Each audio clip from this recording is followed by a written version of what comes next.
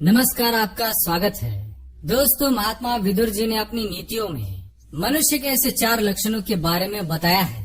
यदि किसी व्यक्ति में यह 4 लक्षण हो तो वह व्यक्ति संसार में सर्वश्रेष्ठ होता है।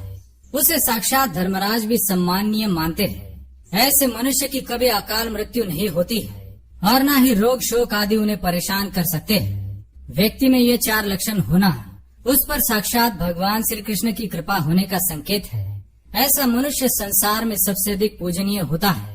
इनके साथ रहने वाले सभी परिजन सदैव ही संतुष्ट रहते हैं। इनका अनादर करने की चेष्टा मनुष्य ही क्या, राक्षस भी नहीं करते हैं। महात्मा विदुर जी के अनुसार संसार में ऐसे मनुष्य बहुत ही दुर्लभ होते हैं। इनसे विवाह करने वाली स्त्री सबसे अधिक भाग्यशाली होती है। ऐसी संतान को जन्म देने वाले माता पिता भी धन्य होते हैं तथा समस्त पितृगण पितृलोक में गर्व महसूस करते हैं।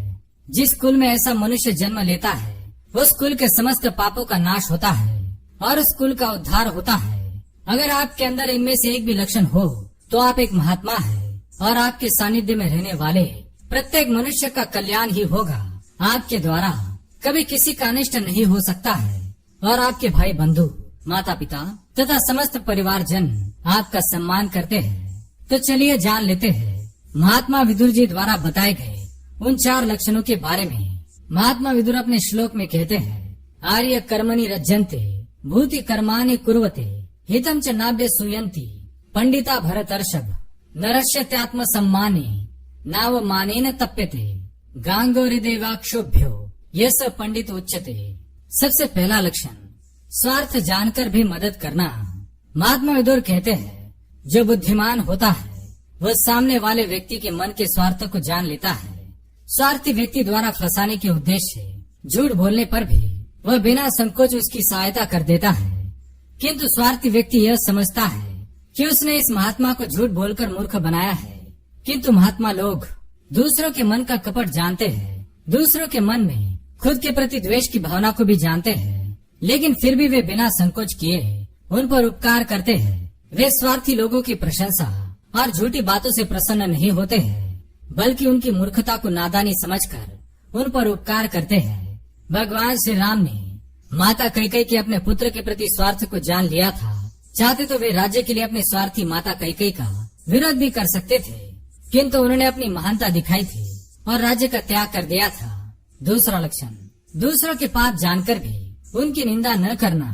महात्मा विदुर कहते हैं, जो व्यक्ति दूसरों के पाप जानकर भी उनकी निंदा नहीं करता है, किसी के द्वारा किए गए गलत काम को जानकर भी उसका सभा में अथवा दूसरों के सामने अपमान नहीं करता है, दूसरों के गुप्त रहस्यों को जानकर कभी उजागर नहीं करता है, वही व्यक्ति सबसे बड़ा बुद्धिमान है।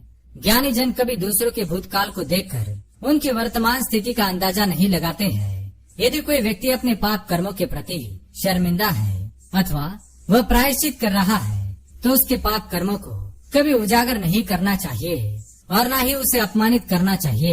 यही महात्माओं का लक्षण होता है।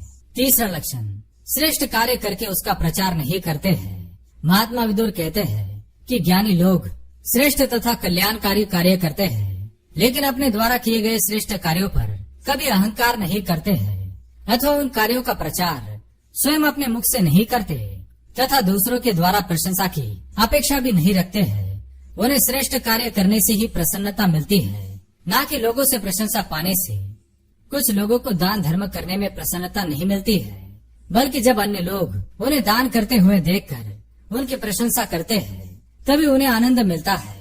उन्हें श्रेष्ठ कार्य करने में रुचि नहीं होती है, बल्कि उनकी रुचि केवल लोगों से प्रशंसा पाने में होती है। किंतु ज्ञानी जन प्रशंसा के भूखे नहीं होते हैं, वे सदैव ही संसार के कल्याण की कामना करते हैं। चौथा लक्षण है, किसी वस्तु को तुच्छ नहीं समझते।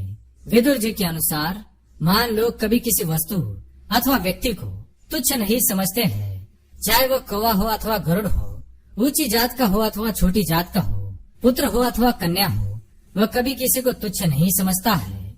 वह सभी का सम्मान करता है, उसकी दृष्टि में सभी बराबर है, वह सभी के कल्याण के लिए कार्य करता है, कभी किसी को हीन समझकर उसका तिरस्कार नहीं करता है। तो दोस्तों, ये थे वो 4 लक्षण। क्या आपके अंदर भी ऐसे लक्षण है तो कमेंट करके अवश्य बताएं। वीडियो को लाइक जरूर करें, दोस्तों के साथ शेयर करें और कमेंट में जय श्री कृष्ण अवश्य लिखें। साथ ही चैनल को सब्सक्राइब करना न भूलें। आप सभी का धन्यवाद।